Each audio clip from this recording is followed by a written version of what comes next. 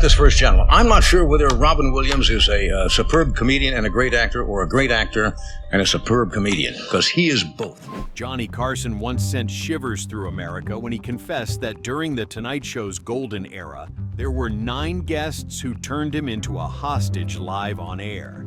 They were branded Nymphos for behavior far beyond the line. One charged onto the set like a hunter on the prowl.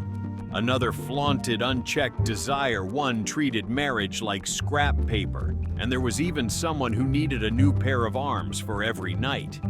Those explosive moments turned the talk show into a vortex of chaos, leaving Carson speechless, but also driving ratings to record highs.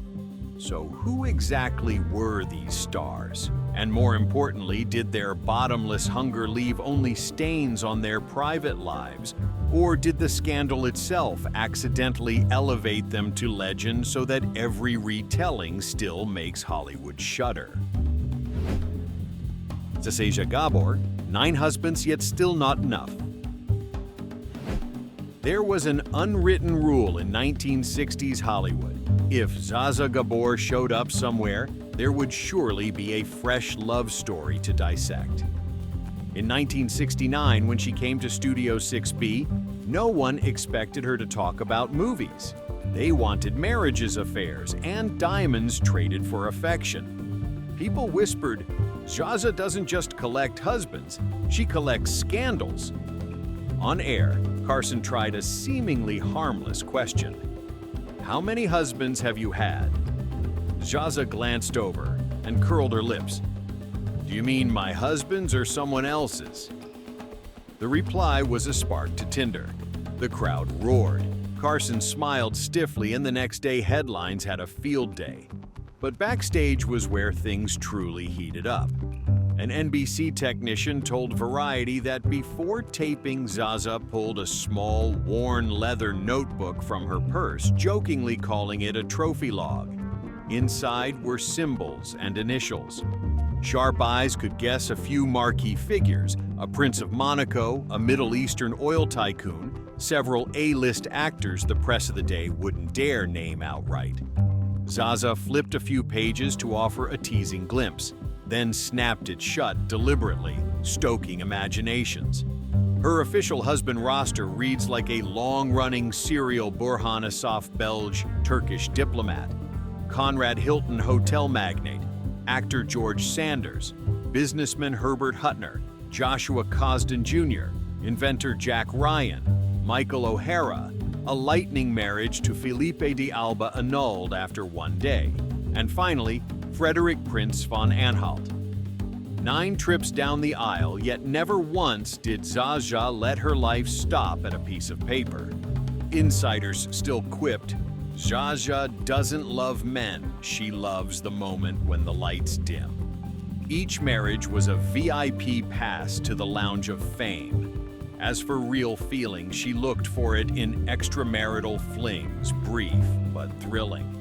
A former NBC makeup assistant told The Hollywood Reporter, before stepping on stage, she'd always ask to warm the green room lights to a golden hue, put on soft French music, and spritz a touch of Chanel No. 5. She knew exactly how to set her own mood. Those affairs brought backlash too. In 1958, while living with George Sanders, the British press reported Zsa Zsa strolling hand in hand with a Greek businessman along the Cannes shore.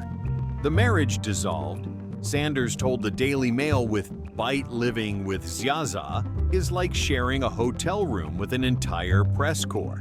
In 1989, the Beverly Hills cop slap incident put her back on the front page. People scolded and gawked. Why would a near 70-year-old grande dame still explode like that? The simple answer: Zsa Zsa was addicted to attention. She lived to be talked about, seen, and cited, even through infamy. The night she sat with Carson, consequences came fast. A parents' association fired off protests, scolding NBC for glamorizing a lax lifestyle. Broadcast Standards drafted an internal memo telling the host not to probe too deeply into her marriages. But the effect backfired. A week later, Variety blared, The Tonight Show has never burned hotter. Ratings surged. Sponsors called bluntly, "Got anyone Zsa-Zsa-like next week?" Leaving Studio 6B, Zsa Zsa walked through a forest of flashes, her smile still blazing. Carson sagged into his chair, exhaling like a man just through a tough case. He knew women like Zsa Zsa would never be satisfied with one husband or a single role. They live so the public can't stop talking. But while the audience still buzzed about the secret notebook and 9 marriage licenses, another guest was already waiting in the wings. No diamonds, no list of men needed. A half smile and a single crossed leg were enough to make Johnny Carson visibly flustered. That was the night America said the name Tallulah Bankhead. 2. Tallulah Bankhead. Defying limits in the pursuit of bigger experiences. There's a line Tallulah Bankhead's old friends never stop repeating. Tallulah's greatest fear is coming home at night, opening the door and hearing no one. To her, silence meant old age. Laughter smoke and full glasses proved she was still alive. That constant need for company made Tallulah the center of countless tales that Hollywood both feared and adored. Early in 1967, NBC had just banned smoking in the studio. Yet when The Tonight Show lights came up, Tallulah calmly lit a cigarette and blew smoke straight across the set. Before Carson could speak, she laughed in her husky voice. "The only thing I regret, Johnny is not having even more lovers." The room roared, some blushed. Carson quickly changed the subject, knowing he faced a storm no one could steer. After taping, it got even louder. Time reported that Tallulah hauled Carson out of 30 Rockefeller Plaza and straight into a nearby bar. She ordered 3 gins in a row, down 'em. Then poured out stories of backstage Broadway romances and shooting Lifeboat with Alfred Hitchcock.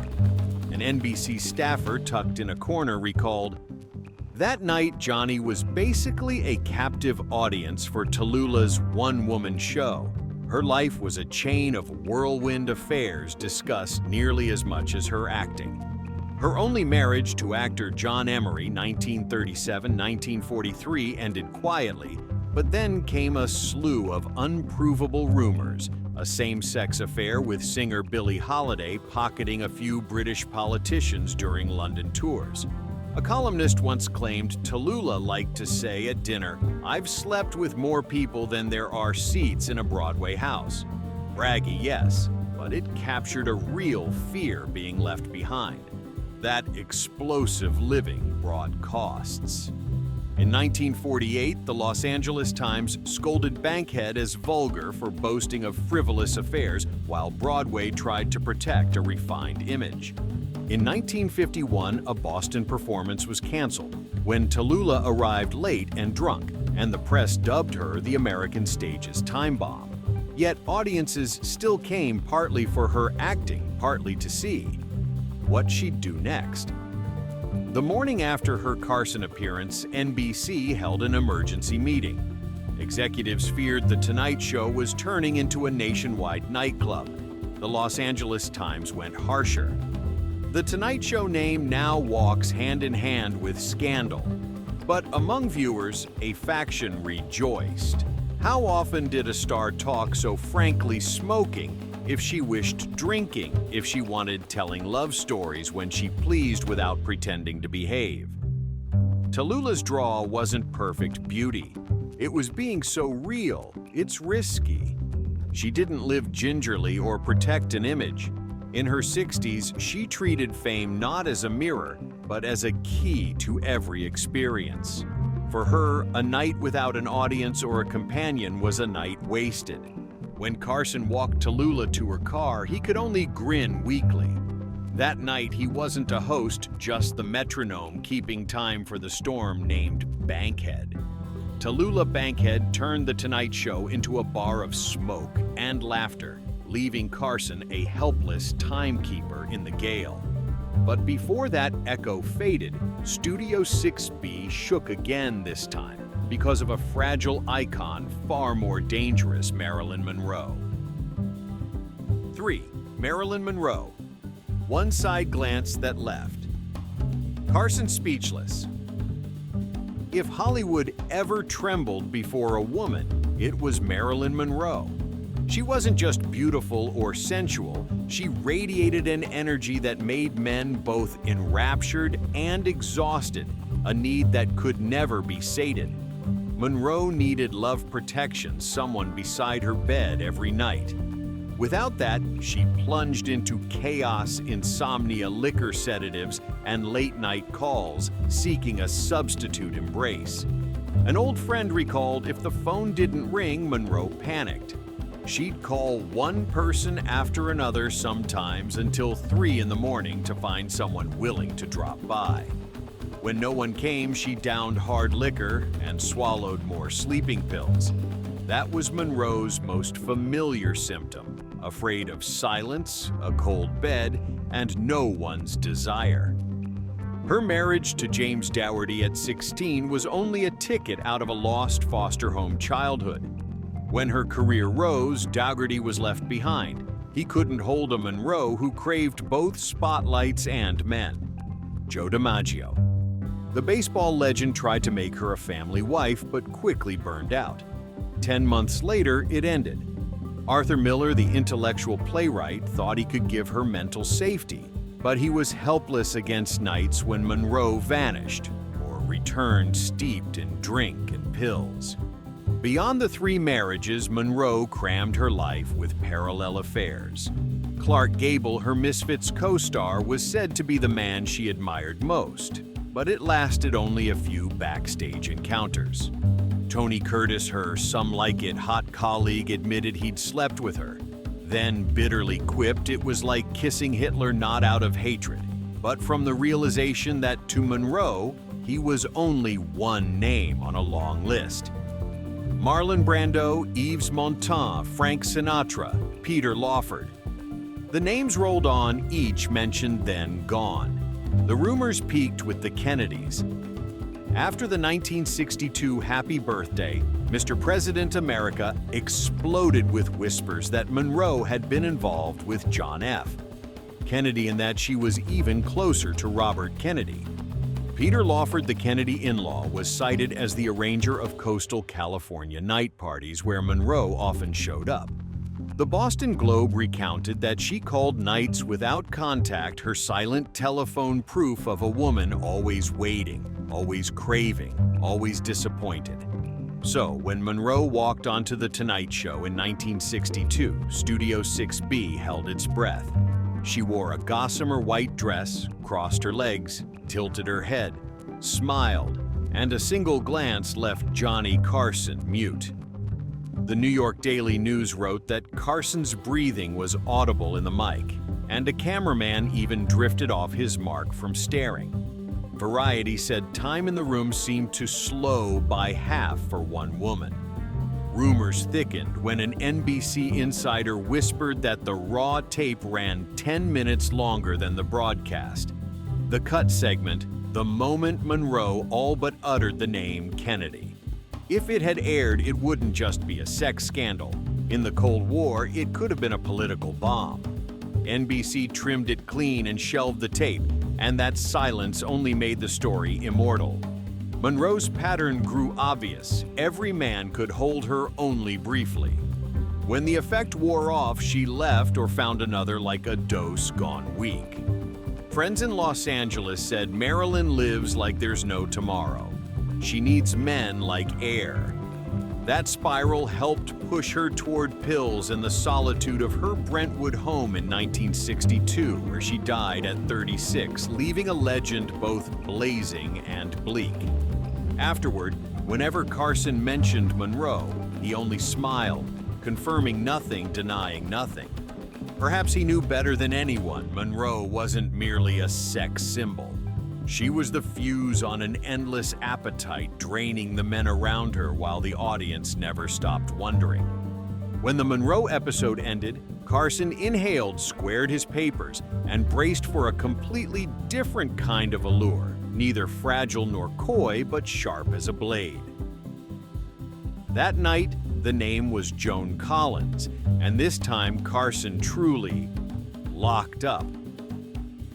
There's one thing insiders always whisper about Joan Collins. She doesn't crave love in a delicate way. What she wants is control. In a London interview, she once admitted, "I like to control men. One look is enough." Strangely, it didn't make her hated.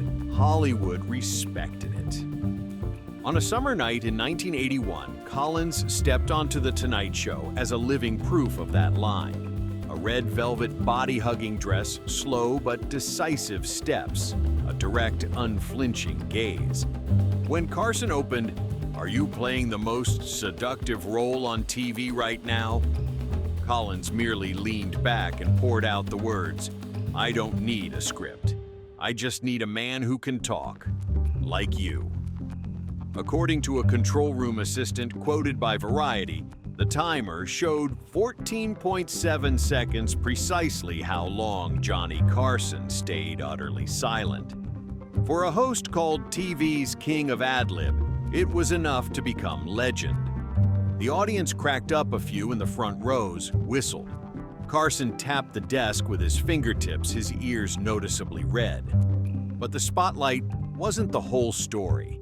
An NBC tech told the Los Angeles Times that right before taping, Collins had whispered something to Carson that left him off rhythm as he took the chair.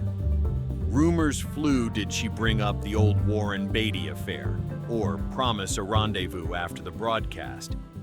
No one knew, and the ambiguity only strengthened her power. Her private life already fed curiosity. She had 2 marriages behind her: Maxwell Reed and Anthony Newley, then Ron Cass in 1972. But tabloids loved to mine the unfinished business with Warren Beatty circa 1959 to 1960, when she was a rising star, and he a cheeky newcomer. Some swore she'd had an abortion during that love affair, a detail the Daily Mail dredged up repeatedly, infuriating Collins but impossible to bury. Those storm clouds, instead of burying her, pushed her out as the femme fatale emblem of the 80s. The steamy Dynasty showdown with Linda Evans in 1981 only cemented it. America gasped and cheered as 2 high society women brawled in a foaming tub. People wrote that Collins turned seduction into a weapon as cold as steel. So when she brought that spirit to The Tonight Show, Carson, though seasoned with tough guests, couldn't avoid being locked up. The fallout landed quickly. The New York Times ran Joan Collins, the rare woman who left Johnny Carson speechless. NBC's standards team held an emergency meeting, noting avoid letting Collins steer the conversation out of control. The more they tried to limit her, the bigger the effect. Ratings jumped. Thousands of letters poured in, half scolding, not suitable for the time slot, half calling her a necessary jolt for American TV. For Collins, controlling men on air was just the tip. People said she hosted small soirees in the Hollywood Hills Golden Lights, soft jazz, and each guest was tested in a one-on-one conversation. Several leading men said that leaving her table felt like walking out of an audition without knowing what role they'd read for. That mystery set Collins apart from Monroe, one fragile and yielding, the other a cool force of will. After the taping, Carson confided to a colleague backstage, "Anytime I book Joan, I have to prepare a week in advance because I know I won't be able to keep myself in check." The line later landed in The Hollywood Reporter, carving Collins once more into the ranks of Carson's all-time toughest guests. Just when it seemed he'd survived that duel of wits, Carson might have exhaled at last. But late-night TV never let him rest for long. Because right after Joan Collins, the hot seat was ready for yet another star. 5. Mae West, an 80-year-old who still craved young men. October 1976, the corridor leading to NBC's Studio 6B in New York was packed to the rafters. Reporters from AP/UPI, even People magazine jostled for space shutters, firing nonstop, everyone waiting for an unbelievable moment, the 1930s sex symbol returning to live television. The red on-air sign blinked Mae West. People murmured, what could an 80-year-old possibly have besides a few faded memories? But the room reeled the instant the lights hit. Mae West strode out in a silver sequin gown hugging her body, long gloves to the elbow hips swaying in open defiance. The applause cracked like thunder. Johnny Carson smiled smoothly and lobbed a harmless opener. At your age, do you feel yourself slowing down? Mae leaned back, glanced around the house, and shot back Johnny. I'm exactly as young as the man I've got in my arms. The studio exploded. The camera held a tight close-up. TV audiences froze at the sting of that sugar-sweet slap. By morning, the New York Post screamed Mae West requests 2 young men. Backstage for inspiration. A staffer told the Los Angeles Herald-Examiner she drifted through the green room like a director casting a show, eyeing men head to toe and smiling faintly as if she were choosing co-stars for a private romance picture. The story flashed nationwide, and she became the center of every conversation. Scandal was nothing new to Mae West. In 1911, in her early 20s, she secretly married vaudevillian Frank Wallace. The secret stayed buried nearly 24 years until a 1935 lawsuit blew it open. Fans were stunned that the eternal single siren had once been somebody's wife.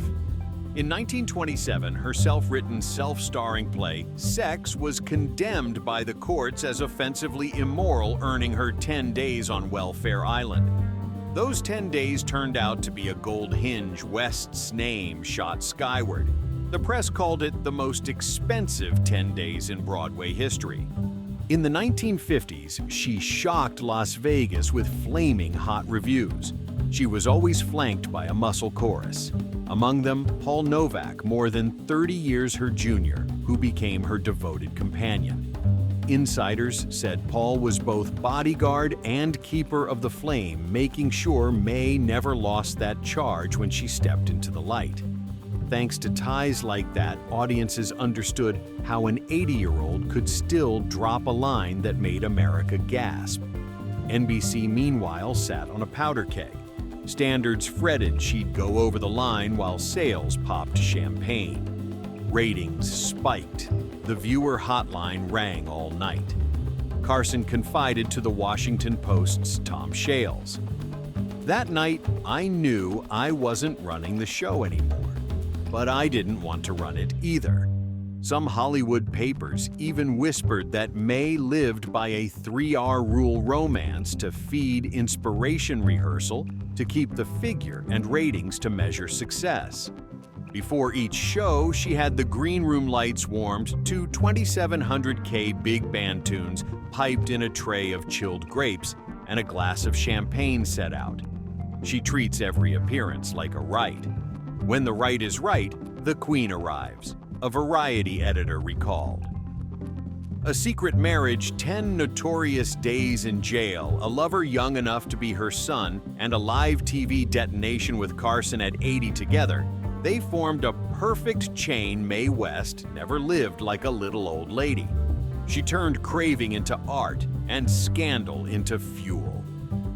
That night after the lights died, Carson was still drumming the desk, bobbing to an old swing in his mind. But the echo hadn't faded before the hot seat was tested again, not by a quip, but by the thick scent of bourbon and blazing declarations of desire from a woman America both adored and feared, Ava Gardner. 6. Ava Gardner broke with Sinatra because he couldn't keep up. Few knew that beneath the halo of a screen goddess, Ava Gardner carried a private obsession never let the bed go empty for more than 3 nights. Friends said she panicked at the thought of being alone in a cold hotel room. the press wrapped that fear in a heavy label nymphomania. From her first marriage to Mickey Rooney, Ava's appetite strained the bond.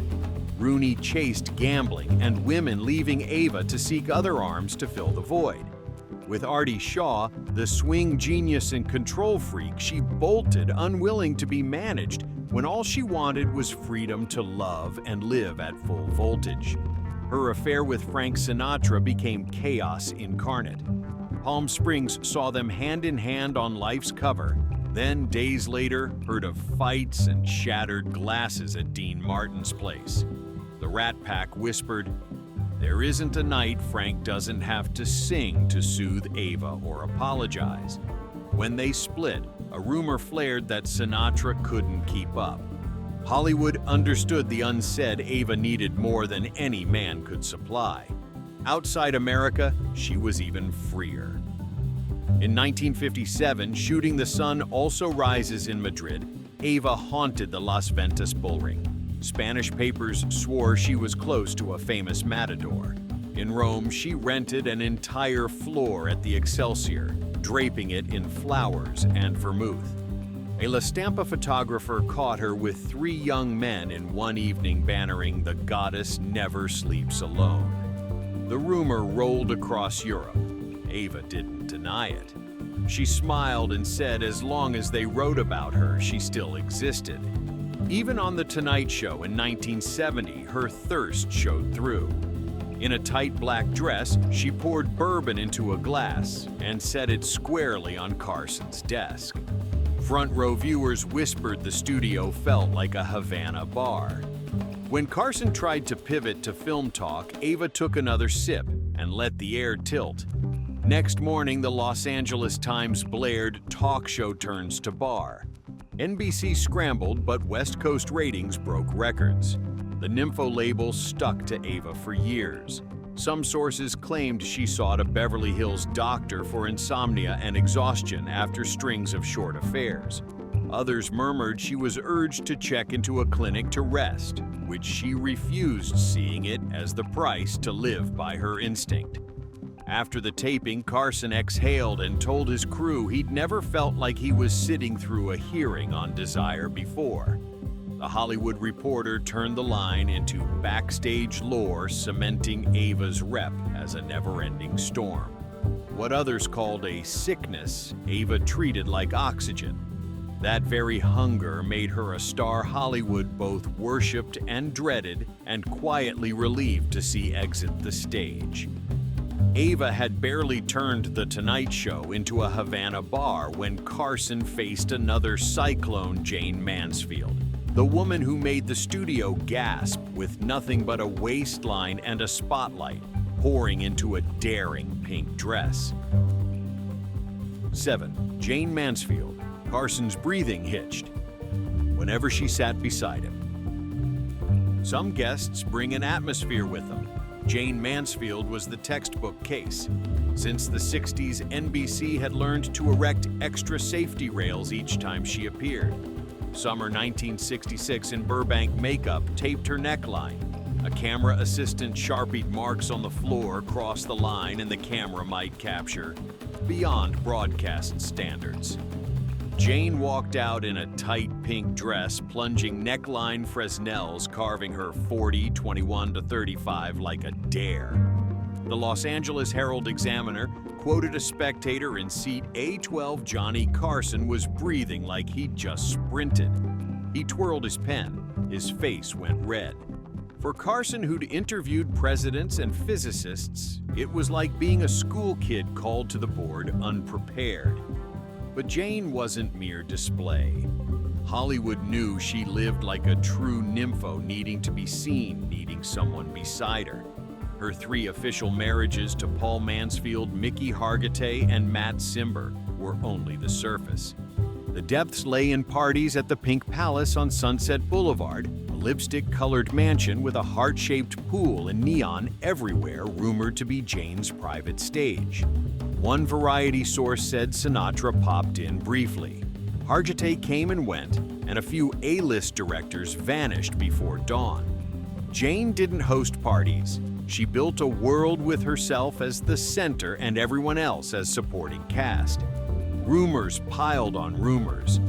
The Hollywood Reporter once hinted she'd accidentally seduced a famous director for a role that never happened when the project collapsed. Life ran a photo of her cradling a guitar beside a young rock musician, fueling whispers that Jayne never left her bed empty for more than a few nights. Overblown maybe, but set against her core need fear of being left.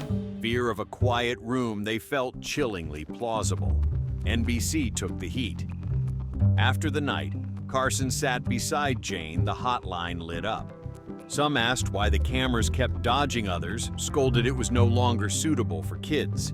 Standards and Practices issued a memo: all guest outfits must be pre-cleared in makeup. A rare wardrobe rule triggered by one person. The real result. That night's ratings cracked the year's top tier. Ad rates jumped. Carson, exhausted and amused, said a sweet nightmare. Few knew Jayne carried an old fear of abandonment. Her father died early. Her mother remarried. Little Vera Jane Palmer learned young that attention equaled existence. Grown up, she turned fear into drive. If the world watched, she'd never be alone. That's why Mansfield always stepped a half pace over the line, an open nympho, no hiding, no asking permission. When Carson walked her off stage, her perfume still haunted the carpet. He smiled thinly like a man who'd just slipped out of a twister. But the hot seat soon erupted again. No pink dress, no neon pool, just one plain sentence that made America argue for days. 8. Mamie Van Doren admitted a one-night stand with Elvis live on TV. What set Mamie Van Doren apart from her era's icons was that she never hid her hunger. Friends in Malibu still recall her line at a 1964 party: "That to me is like oxygen. Without it, I can't breathe." Behind the joke was a blunt truth. Mamie's worst fear was a post-show empty bed, a hotel room so silent it hummed. To stave it off, she dove into quick affairs like an endless recharge. On The Tonight Show in May 1971, Carson barely hinted at music scene rumors before Mamie dropped a bomb one night with Elvis in Vegas a few times with Steve McQueen at a Malibu hotel. No embroidery, she recited it like a shopping list. Studio 6B went dead still, then blue. The Elvis tale rocketed through the press. A Variety source said it happened after a Vegas set Elvis at his peak. Mamie wore a silver sequin dress. Elvis rolled with his entourage. After the show, they disappeared into a Sahara hotel suite.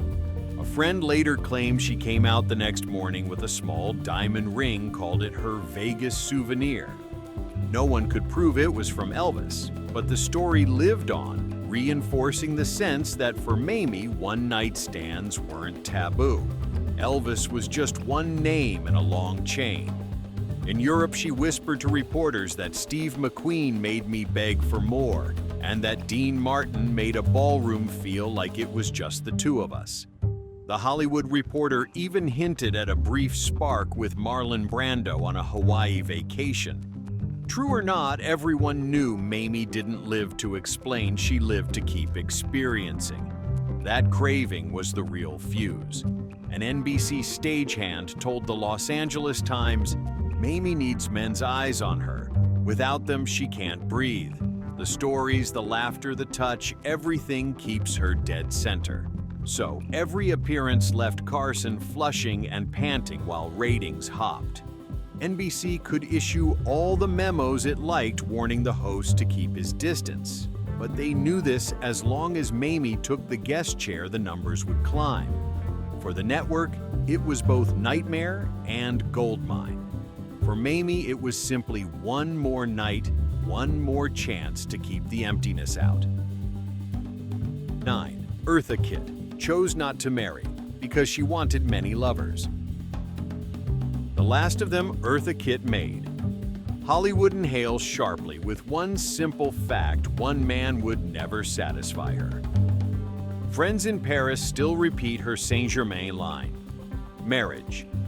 What for when I can have several lovers at once? One is never enough. It wasn't just a manifesto. It was the pressure inside Eartha, the need to experience more, to surround herself so the void stayed full. She did marry John William MacDonald, 1960-1964, but soon divorced daughter Kit MacDonald in tow. A close friend told Variety Eartha couldn't stand one man sitting at home waiting while she toured. She needed a wider circle, more to feel alive. Rumors cloaked the rest: a London politician, a few Paris jazzmen, a Broadway director. European scribes called her the uncollared cat, always slipping away before anyone could leash her. That never enough need put her among the guests who rattled Carson. In February 1968, just weeks after her White House clash with Lady Bird Johnson, Eartha hit The Tonight Show in a black sheath dress, lips a deep red. Carson gently probed about her private life. She leaned in, smirked, and purred into the mic. "I don't purr for presidents, I purr for myself." The room froze, then burst into laughter and whistles. Someone near Carson told the Los Angeles Herald-Examiner. He swallowed hard. His ears went red, clearly blindsided. Johnny rarely shakes, but that night he did. The backlash was fierce. NBC got mountains of male praise for honesty, scorn for promiscuity. The Los Angeles Times called it the Eartha Storm. In ad sales, only one curve mattered: ratings trending up. In Paris, she told French reporters marriage was a chain on the imagination. Some claimed she kept a private notebook of lovers marked in cryptic shorthand so eavesdroppers couldn't decipher it. A jazz singer even recalled her hosting a party for three after a show, calling it the fastest way to get my energy back. Shocking then, and perhaps but perfectly true to Eartha's engine-high need, bottomless and unapologetic. After the taping at a small Beverly Hills gathering, Carson confided to a friend, "Eartha is one of the rare guests who makes me both curious and scared." A reporter caught wind, and another legend was stamped: Eartha Kitt, the woman who didn't hunt for a single love but harvested experience from many, treating desire itself as oxygen. Compared with May Ava or Jane Eartha, Kitt embodied a different, heavier strain of nympho, not loud with costumes, not sensational with Vegas confessions, but more dangerous. She turned never enough into power, making everyone from the White House to Studio 6B pause at one look. Looking back, those 9 guests didn't just leave Johnny Carson flustered on live TV. They carved their names into television history, with moments no one believed could really happen. They turned scandal into a weapon, the talk show into a stage for desire itself, and left a riddle behind tragedy or legend. If this story shocked you and you want more earth-shaking Hollywood secrets, don't forget to subscribe, ring the bell, and never miss the next episode. And drop a comment below: who do you think was Johnny Carson's biggest nightmare guest of all time?